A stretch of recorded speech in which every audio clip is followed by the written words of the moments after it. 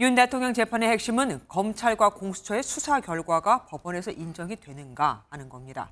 공수처와 검찰이 관련 수사를 했지만 공수처에는 내란죄 수사권이 없고 검찰이 윤 대통령의 체포 기한을 연장하려고 했을 때 법원이 공수처 사건을 검찰이 보완 수사할 권한은 없다고 했었거든요.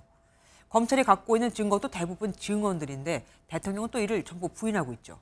검찰이 물증을 얼마나 제시할 수 있는지가 관건입니다. 이어서 김순철 기자가 보도합니다.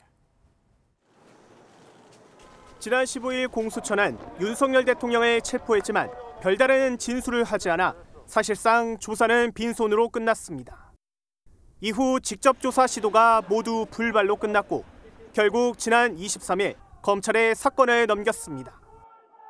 하지만 검찰 역시 대면 조사는 하지 못한 채 어제 서둘러 재판에 넘겼습니다. 내란죄 혐의를 입증하려면 윤 대통령 본인의 진술이 필요하지만 정작 검찰은 제대로 된 신문조서가 없는 셈입니다. 결국 검찰은 재판 과정에서 비상계엄에 가담한 군과 경찰 관계자 진술에 최대한 의존해야 하는 숙제를 안게 됐습니다.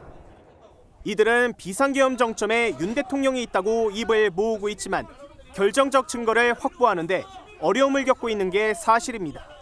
이번 사태의 스모킹건이라고 불리는 비화폰 서버 기록 확보가 경호처의 반대로 번번이 무산된 탓입니다.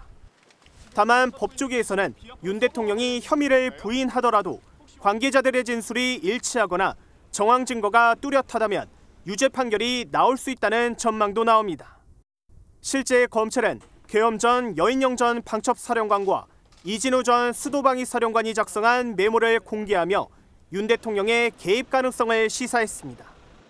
특히 김용현 전 장관이 계엄 포고령을 대통령이 검토했다고 진술한 만큼 김 전 장관의 1심 선고 결과가 윤 대통령에 대한 법원 판단에 가늠자가 될 것이라는 관측도 제기됩니다. MBN 뉴스 김순철입니다.